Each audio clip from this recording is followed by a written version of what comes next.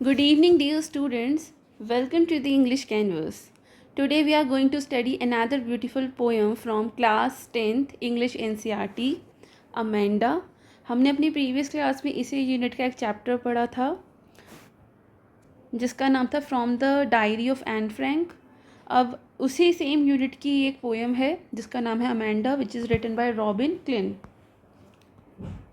So, this poem highlights the struggle of a young girl who wishes for freedom, peace, and imagination but faces constant instructions and restrictions from elders. तो ये एक लड़की की कहानी है, एक लड़की का स्ट्रगल है जिसको सब बड़े लोग कुछ ना कुछ इंस्ट्रक्ट करते रहते हैं, उसे कुछ ना कुछ सिखाते रहते हैं. उसकी लाइफ में काफ़ी रिस्ट्रिक्शंस हैं, कैसे बैठना है, कैसे चलना है, इस तरह की काफ़ी सारी चीज़ें हैं. और वो जो ये बच्ची है, ये जो यंग गर्ल है Amanda, she only wishes for freedom, peace and imagination. So let's dive into this wonderful poem and understand its theme and explore the emotions behind Amanda's silent wishes. और आपको अगर ये लेक्चर अच्छा लगता है, helpful लगता है, तो इसको लाइक ज़रूर कीजिए, अपने दोस्तों के साथ, क्लासमेट्स के साथ शेयर कीजिए और चैनल को सब्सक्राइब ज़रूर कीजिए to stay connected for more helpful explanations and lessons. So ये जो पोएम है अमेंडा, ये एक ऑस्ट्रेलियन पोएट रॉबिन क्लिन ने लिखा है. रॉबिन क्लिन एक ऑस्ट्रेलियन पोएट हैं, राइटर हैं. ये पोएम हाईलाइट करती है एक यंग लड़की की लाइफ की जो कि एक टीनेजर है Amanda. She constantly faces restrictions, instructions and scoldings from elders around her. जैसे इसको कहा जाता है कि तुम नेल्स मत खाओ अपने, मतलब बाइट मत करो अपने नेल्स को, अपने शोल्डर्स को हंच मत करो, अपना होमवर्क फिनिश करो, अपने रूम को साफ रखो, अच्छे से बिहेव करो. सो amidst all these commands, Amanda escapes into the world of imagination. तो इन सब चीज़ों से बचकर अमांडा चाहती है कि वो कहीं चली जाए एक ऐसी दुनिया में जहाँ पर सिर्फ उसकी इमेजिनेशन हो. She dreams of being mermaid, an orphan और रेपेंजल. तो जैसे कहानियाँ होती है ना, मर्मेड की, ऑफिन की, रेपेंजल की, वो कुछ ऐसा बनना चाहती है. वो ऐसा करेक्टर बनना चाहती है who live freely and peacefully without any one controlling them. तो ये जो करेक्टर्स हैं, मर्मेड, रेपेंजल, ये करेक्टर्स वो करेक्टर है जो बिना किसी किसी के इंस्ट्रक्शंस के, बिना किसी रिस्ट्रिक्शन के अपनी लाइफ जीते हैं. So through this poem the poet beautifully portrays the contrast between a child's desire for freedom and constant discipline imposed by adults. तो ये पोएम पूरा पूरा कंट्रास्ट है. एक बच्चे की डिज़ायर है फ्रीडम को लेकर, और एक उसके उसके जो आसपास के लोग हैं, जो एडल्ट्स हैं, जो उस पर एक कांस्टेंट डिसिप्लिन को इम्पोज करते रहते हैं. तो ये दो चीज़ों का कॉन्ट्रास्ट है ये पोएम हमको रिफ्लेक्ट करती है द थीम ऑफ एडोलेसेंस और growing independence. So this poem reflects the theme of adolescence, growing independence, and the need for personal space. So in short, the poem emphasizes that children should be given love, understanding, and freedom instead of continuous nagging, so that their creativity and individuality can flourish. So ये poem हमें ये बताती है कि एक बच्चे को भी, मतलब बच्चों को भी लव चाहिए, उन्हें लव देना चाहिए, उन्हें अंडरस्टैंडिंग देनी चाहिए, उन्हें फ्रीडम देनी चाहिए, ना कि उनको हमेशा नैग करते रहना चाहिए. मतलब उनको ज़्यादा रिस्ट्रिक्शंस में नहीं रखना चाहिए, उनको वही करने देना चाहिए जो वो करना चाहते हैं. इससे उनकी क्रिएटिविटी और इंडिविजुअलिटी फ्लरिश होगी. तो चलिए पोएम को पढ़ते हैं. Every child feels that she or he is controlled and instructed not to do one thing or another. तो हर बच्चे को ये लगता है कि उसको कंट्रोल किया जा रहा है, उसको इंस्ट्रक्ट किया जा रहा है कि ये करना है और ये नहीं करना है. आपको भी ऐसा फील होता होगा कि जो आपकी फ्रीडम है वो कर्टेल्ड है. सो आप बताइए, कमेंट सेक्शन में अपनी फीलिंग्स बताइए कि जो आप क्या करना चाहते हैं और क्या नहीं कर पाते हैं, क्योंकि आपके पेरेंट्स, आपके एल्डर्स, आपके टीचर्स आपको अलाउ नहीं करते. तो चलिए पोएम को पढ़ते हैं और समझते हैं कि क्या कहना चाहता है पोएट, और एंड में आपको कुछ सरप्राइज भी मिलेगा. तो चलिए पढ़ते हैं पोएम.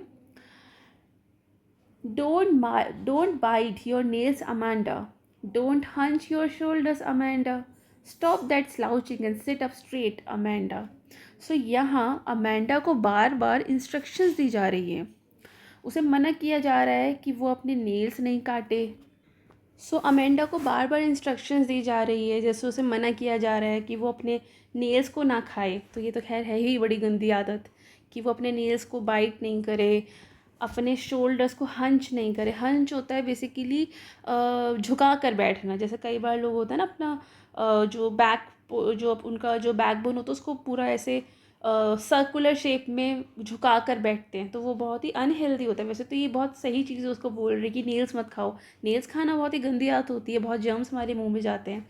आप शोल्डर्स को हंच मत कीजिए, नहीं तो कल को आपकी बैकबोन में कुछ ना कुछ इशू आ जाएगा। और बहुत कम एज में आजकल बच्चों को इस तरह के इश्यूज आते हैं उनके बैकबोन से रिलेटेड। तो हंच मत करो। हंच बेसिकली ऐसा होता है जैसे इंसान ऐसे बैठता है ना स्ट्रेट, हंच में इंसान ऐसे बैठता है, उसकी ये उसका फेस होता है। इंसान को ऐसे बैठना चाहिए, ये उसका फेस, ये उसकी बैकबोन। लेकिन बच्चे क्या करते हैं, वो ऐसे बैठ जाते हैं झुकाकर, खासकर फ़ोन चलाते हुए बैठ जाते हैं ऐसे। तो ऐसे नहीं बैठना है। तो ये वही उसको बोल रहे हैं कि अपने नेल्स मत खाओ, कंधे मत झुकाओ, एंड स्टॉप दैट स्लाउचिंग। ये भी होता है झुक के बैठना, और वो कह रहे हैं कि झुक के मत बैठो, शोल्डर्स को हंच मत करो, सीधे बैठो अमेंडा। सो ये दिखाता है, ये 2 या 3 लाइंस जो हैं ये दिखाती हैं कि जो एल्डर्स होते हैं, बड़े जो लोग होते हैं घरों में, मतलब जो एल्डर्स होते हैं, वो हमेशा बचपन से ही बच्चों को डिसिप्लिन और मैनर्स सिखाते हैं, या फिर हम कह सकते हैं कि वो थोपते हैं। लेकिन ये सिखाना बहुत ज़रूरी है, मेरे हिसाब से तो सिखाना बहुत ज़रूरी है, नहीं तो कल कर उनके हेल्थ इश्यूज उनको हो सकते हैं। लेकिन यहाँ पोएट का जो कहना है वो यही है कि बार बार अमेंडा को इंस्ट्रक्शंस दिए जा रहे हैं कि उसको क्या नहीं करना है, कैसे नहीं बैठना है। तो ये दिखाता है कि एल्डर्स हमेशा बच्चों पर डिसिप्लिन और मैनर्स थोपते हैं। अगला पढ़ते हैं। There is language emerald sea where the soul inhabit is me, a mermaid drifting blissfully. So यहाँ ना ये ब्रैकेट में जो ये लिखा है, ये ब्रैकेट में इसलिए लिखा है क्योंकि ये इमेजिनेशन है इमेंडा की, कि वो क्या चाहती है, इसलिए उसको ब्रैकेट में लिख दिया है। सो अमेंडा अपनी इमेजिनेशन में खुद को क्या देखती है, एक मर्मेड देखती है, एक एमराल्ड सी में, मतलब एक सी में वो खुद को कैसा देखती है। उसकी इमेजिनेशन में वो एमराल्ड होता है, ग्रीन का एक शेड होता है एमराल्ड। तो ग्रीन सी में खुद को कैसा देखती है, खुद को एक मर्मेड देखती है। वो खुद को अपनी इमेजिनेशंस में एक मर्मेड सोचती है जो ग्रीन कलर के सी में शांति से तैर रही है। There is a language emerald sea where the soul inhabited in me, मतलब इसके अंदर जो एक सोल है, जो एक लोनलीनेस है, सोल हम मैंने पहले भी बताया था इसका मतलब अकेला। सो उसके अंदर जो एक अकेलापन है, अ मर्मेड ड्रिफ्टिंग ब्लिसफुली, मतलब वो तैर रही है आराम से, शांति से। तो ये लाइन दिखाती है कि एमेरांडा रियल लाइफ के इंस्ट्रक्शन से थक गई है और इतना ये फ्रस्ट्रेट हो गई है अपनी इस रियल लाइफ से कि अब ये अपने फैंटेसी वर्ल्ड में एस्केप करती है, और वहाँ अपने फैंटेसी वर्ल्ड में एस्केप करती है जहाँ ये काफ़ी फ्रीडम और पीस से रहती है, एक मरमेड बनकर जो बहुत शांति से सी में तैरती रहती है। चलिए नेक्स्ट पढ़ते हैं। अब ये रियल लाइफ है इसकी, ये इसकी रियल लाइफ है, ये इसकी इमेजिनेशन है। अब देखिए फिर से ब्रैकेट में नहीं है तो ये फिर से रियल लाइफ है इसकी। Did you finish your homework Amanda, did you tidy your room Amanda, I thought I told you to clean your shoes Amanda. फिर से अमेंडा को यहाँ पर क्वेश्चन किया जा रहा है। पहले तो उसको मना किया जा रहा था कि ये काम नहीं करना है, लेकिन अब यहाँ पर इससे पूछा जा रहा है कि क्या तुमने काम किया, क्या क्या काम क्या करने का पूछ रहे हैं। जैसे वो उससे पूछ रहे हैं कि did you finish your homework Amanda, मतलब क्या तुमने अपना होमवर्क किया। Did you tidy your room Amanda, क्या तुमने अपना रूम साफ़ किया। I thought I told you to clean your shoes Amanda, क्या तुमने मैंने सोचा कि शायद मैंने तुम्हें कहा था अपने शूज़ क्लीन करने को। तो ये भी एक तरह से पूछ ही रहे कि क्या तुमने अपने शूज़ क्लीन किए। तो फिर से अमेंडा को क्वेश्चंस और एल्डर्स मिलते हैं। एल्डर्स जो इससे क्वेश्चंस पूछते हैं कि क्या उसने अपना होमवर्क कंप्लीट किया, अगर नहीं किया तो कर लो। क्या उसने अपना रूम क्लीन किया, अगर नहीं किया तो कर लो, और जाओ अपने शूज़ भी साफ़ करो। सो ये जो है, ये जो लाइन, ये जो इंस्ट्रक्शंस है, ये बच्चों की डेली लाइफ का प्रेशर और रिस्ट्रिक्शन दिखाता है। अब फिर से इसकी imagination number 1, Imagination number 2. I am an orphan roaming the street. I patterns of dust with my hushed bare feet. The silence is golden, the freedom is sweet. अब यहाँ पर ये पहले तो ये खुद को मर्मेड समझ रही थी, मर्मेड इमेजिन किया था इसने. अब ये खुद को ऑफन इमेजिन कर रही है, मतलब इसके पेरेंट्स नहीं, ये ऐसा इमेजिन कर रही है. इसके पेरेंट्स ने इसको बहुत ज़्यादा इंस्ट्रक्शंस दे देकर इतना ज़्यादा फ्रस्ट्रेट कर दिया कि ये ऑफन भी समझ रही है खुद को. तो फिर से अमेंडा सोचती है कि काश वो एक ऑफन होती. ऑफन मतलब जिसके पेरेंट्स नहीं होते, जिसके मम्मी पापा नहीं होते. तो वो सोचती है कि काश वो एक ऑफन होती, तब उसे कोई इंस्ट्रक्शंस नहीं मिलते, वो खामोशी और फ्रीडम का मज़ा ले पाती. साइलेंस जो है ना, the silence is golden and the freedom is sweet. तो जो इसके पेरेंट्स नहीं होते तो ये यहाँ पर शांति से रहती और फ्रीडम से रहती. तो ये लाइन उसकी इंटेंस डिज़ायर फॉर इंडिपेंडेंस को शो करता है कि मतलब वो इतनी ज़्यादा थक गई है इन इंस्ट्रक्शन से, इतनी ज़्यादा फ्रस्ट्रेट हो गई है कि वो बिना पेरेंट्स के भी खुश रह लेगी. तो ये ना, I am an often roaming the street, गली गली घूमती है. I pattern soft dust with my harsh bare feet, मतलब इसके पैरों में कुछ शूज़ भी नहीं होते और ये ऐसे ही घूम रही होती, बिना शूज़ के घूम रही होती है. अब जैसे ऑफन बच्चे होते हैं जिनका घर नहीं होता, जिनके पेरेंट्स नहीं होते, वो इधर से उधर घूमते तो रहते हैं. इसको ये नहीं पता कि अगर ये ऑफन होती तो इसके लाइफ में कितना बुरा बुरा स्ट्रगल होता. पर इसको क्या दिख रहा है कि अगर मेरे इसके पेरेंट्स नहीं होते तो इसके पास साइलेंस होता, पीस होता और फ्रीडम होती. तो जो साइलेंस है, जो पीस है, वो काफ़ी गोल्डन होता और जो फ्रीडम होती वो स्वीट होती. चलिए नेक्स्ट पढ़ते हैं. Don't eat that chocolate Amanda, remember your acne Amanda. तो इसको चॉकलेट खाने से भी मना कर रहे हैं. इसको याद दिला रहे कि इसको एक्नेज हुए हैं फेस पर, मतलब इसकी स्किन में, तो चॉकलेट नहीं खानी है. चॉकलेट खाने से वो और बढ़ जाएंगे. Will you please look at me when I am speaking to you Amanda. तो इसके जो पेरेंट इसको बोल रहे हैं कि तुम चॉकलेट मत खाओ, तुम अपना वो एक्ने का थोड़ा ध्यान रखो. और ये शायद इनको देख भी नहीं रही है, ये इसको इंस्ट्रक्ट किए जा रहे हैं, ये इसको देख भी नहीं रही है. तो ये कह रही है, जैसे पेरेंट्स ना इस तरह की बिहेवियर से खुद फ्रस्ट्रेट हो जाते हैं और बच्चे को बोलते हैं कि तुम हमारी तरफ एटलीस्ट देखो तो सही, हम तुमसे कुछ कह रहे हैं. तो कहती है, will you please look at me when I am speaking to you Amanda. So Amanda को चॉकलेट खाने से मना किया जा रहा है क्योंकि चॉकलेट खाने से उसको एक्ने हो जाते हैं.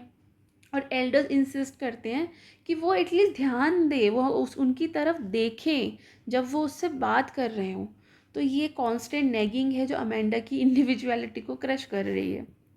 अब फिर से इसकी ब्रैकेट में आ गई इसकी इमेजिनेशन नंबर 3. इसकी इमेजिनेशन जो है, आई एम रपंजल. रपंजल एक कार्टून कैरेक्टर भी है, एक Disney princess, one of the Disney princesses. Rapunzel आपने शायद सुना होगा, रपेंजल की कहानी, जिसके शायद बाल बहुत लंबे होते हैं आई गेस. हाँ, ये वही कहानी है जिसमें रपेंजल के बाल बहुत, हेयर बहुत ज़्यादा लंबे होते हैं. वो एक लंबे से टावर में रह रही होती है. हाँ. So I am Rapunzel, I have not a care. Life in a tower is tranquil and rare. I'll certainly never let down my bright hair. तो वहाँ पर वो रपेंजल वैसे कैद थी, पर हाँ उसे फील नहीं होता था क्योंकि वो कभी गई नहीं थी दुनिया में बाहर. तो वो तो बहुत खुश रहती थी. वो तो जब दुनिया में बाहर जाती है तब उसको रियलाइज़ होता है कि हाँ वो वहाँ पर कैद थी, लेकिन जब तक वो बाहर नहीं निकली थी उसे फील ही नहीं होता था. तो ये कह रही काश मैं भी रपेंजल होती. सो अमेंडा खुद को रपेंजल इमेजिन करती है जो एक टावर में रहती है, और जो टावर है वो बहुत ऊंचा है और बहुत ही, वहाँ पहुँचना बहुत रेयर है. तो वो उस टावर में पीसफुल लाइफ को एंजॉय करती. अगर वो रपेंजल होती तो ऑब्वियसली वो करती, लेकिन वो डिसाइड करती कि वो अपने बालों को किसी किसी के लिए भी, मतलब अपने जो उसके लंबे बाल हैं उनको वो कभी लेट डाउन नहीं करेगी किसी के लिए भी, ताकि जब तक, क्योंकि बिना बालों को लेट डाउन किए कोई ऊपर उस टावर पे आ नहीं पाएगा. अगर आपने वो मूवी वगैरह देखी है रेपेंजल की, तो आपने देखा होगा कि जो विच भी है और जो हीरो भी होता है हमारी स्टोरी का रेपेंजल की, वो अपने बालों को नीचे गिराती है, तब जाके वो विच भी ऊपर आ पाती है और वो हीरो भी ऊपर आ पाता है. उससे पहले वो नहीं आ सकते थे. तो वो कहती है कि अगर मैं रेपेंजल होती ना तो मैं उसी टावर में जहाँ पर रेपेंजल रहती थी, जो कि काफ़ी ट्रैंक्विल और रेयर था, मैं उसी में रहती, अकेले रहती, अपनी लाइफ को एंजॉय करती. और मैं तो अपने बाल कभी नीचे गिराती ही नहीं, क्योंकि बाल गिराने से किसी न किसी को तो ऊपर आने का मौका मिलता. तो मैं नहीं गिराती. वही कह रही कि I certainly never let down my bright hair. मतलब वो डिसाइड करती है कि अगर वो रेपेंजल है तो वो डिसाइड करती है कि मैं अपने बालों से किसी को भी टावर में नहीं बुलाऊंगी. सो ये उसके डिज़ायर को दिखाता है कि वो अपनी इंडिपेंडेंस को किसी के लिए कॉम्प्रोमाइज़ नहीं करेगी. चलिए अब 7th स्टेंजा पढ़ते हैं. Stop that sulking at once, Amanda. You're always so moody, Amanda. Anyone would think that I nagged at you, Amanda. So and में एल्डर्स उसे सल्की और मूडी कहते हैं. सल्की का मतलब होता है जो काफ़ी मतलब काफ़ी जो बैड मूड में होता है. सो एल्डर्स उसको एंड में कहते हैं कि तुम काफ़ी सल्की हो और तुम काफ़ी मूडी हो. मतलब उसको एल्डर्स उसको सल्की और मूडी कह के डांट रहे हैं. Stop that sulky at once, Amanda. You are always so moody. तो ये आयरनी ये है कि वो खुद बोलते हैं कि लोग सोचेंगे. यहाँ पर खुद वो बोल रहे हैं. मतलब हमने जो ये पोएम पढ़ी हम खुद ये बात सोच रहे हैं जो अब ये कहेंगे. सो वो कहते हैं कि any one would think that I nagged at you, Amanda.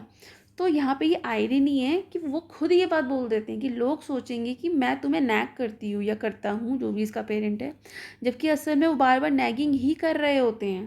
सो ये दिखाता है कि एल्डर्स अपनी गलती को एक्सेप्ट नहीं करते हैं और बच्चे की फीलिंग्स को इग्नोर कर देते हैं. तो यहाँ ये पोएम ख़त्म हो गई है. सो पोएम अमेंडा यंग गर्ल की डिज़ायर है फ्रीडम के लिए और ये इमेजिनेशन को दिखाता है उसकी कांस्टेंट. वो जो लड़की है अमेंडा ये कांस्टेंट इंस्ट्रक्शंस और रिस्ट्रिक्शन की वजह से वो एक फैंटेसी वर्ल्ड में एस्केप करती है. कभी वो खुद को मर्मेड समझती है, कभी वो खुद को ऑफन तक समझ लेती है और कभी वो खुद को रेपेंजल समझती है. सो अगर हम मेजर थीम्स की बात करें तो इसका पहला थीम तो ये है कि बच्चों को हमेशा ऑर्डर्स और रिस्ट्रिक्शन देने की जगह, मतलब इस तरह से ऑर्डर्स मत दो, उन्हें प्यार से समझाइए आप. तो ये ऑर्डर्स और रिस्ट्रिक्शन देने की जगह उन्हें लव, केयर और स्पेस देनी चाहिए. जैसे उसको बोला कि भाई तुम नेल्स मत खाओ, तो उसको डांट के मत बोलो कि वो नेल्स नहीं खाए. उसको बताओ कि नेल्स खाने से उसको क्या हो सकता है. उसको बोला कि तुम स्लाउच मत करो, तुम हंच मत करो, तो उसको बताओ प्यार से कि वो हंच करेगी अपने शोल्डर्स को, स्लाउच करेगी तो उससे क्या नुकसान हो सकता है. उसको बताओ कि उसको टाइम पर होमवर्क क्यों करना चाहिए, उसको पढ़ाई में क्यों मन लगाना चाहिए, उसको अपना रूम क्यों साफ़ रखना चाहिए, उसको चॉकलेट्स क्यों नहीं खाने चाहिए. चॉकलेट खाने से उसी को ही इश्यू होता है, एक्नेस में पेन भी होता है. तो ये उसको बहुत अच्छे से समझाई जा सकती है ये बात. उसको डांटने की जगह, उसको इंस्ट्रक्शंस देने की जगह, ऑर्डर देने की जगह उसको लव केयर के साथ स्पेस देते हुए ये बातें समझा सकती है. हर बच्चा जब खासकर वो जो अपनी टीन एज में होता है तो अपनी इंडिविजुअलिटी और इमेजिनेशन के साथ जीना चाहता है, तो उसको उसके लिए भी स्पेस देना चाहिए. ओवर नैगिंग तो नहीं करनी चाहिए. मतलब आप इंस्ट्रक्शन दो, आप इंस्ट्रक्शन मत दो, आप गाइड करो बच्चे को. मतलब बीइंग पेरेंट गाइडेंस बहुत ज़रूरी है देनी. ओवर नैगिंग से बच्चे रिबेलियस हो जाते हैं. बहुत बहुत सच है. अगर आप बच्चे को ज़्यादा टोकते हैं तो वो रिबेलियस हो जाता है और वो जानबूझकर फिर वही सब हरकतें करता है जो उसके पेरेंट्स उसको मना करते हैं.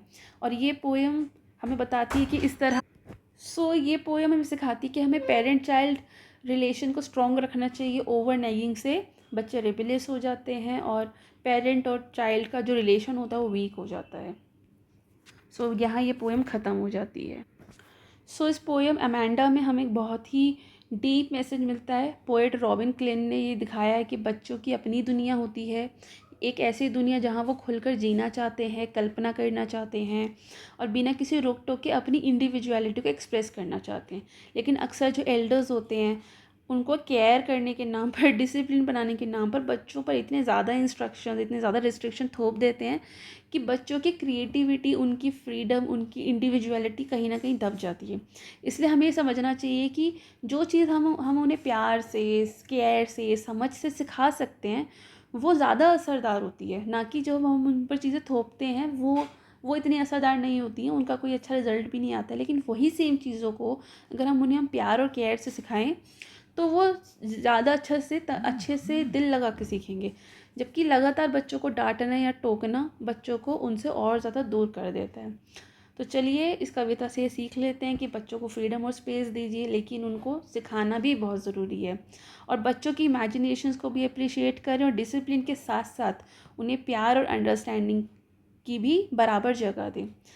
ये लेक्चर यहीं ख़त्म होता है. हम अगली क्लास में मिलेंगे नेक्स्ट यूनिट के साथ. तब तक के लिए थैंक यू. Good night.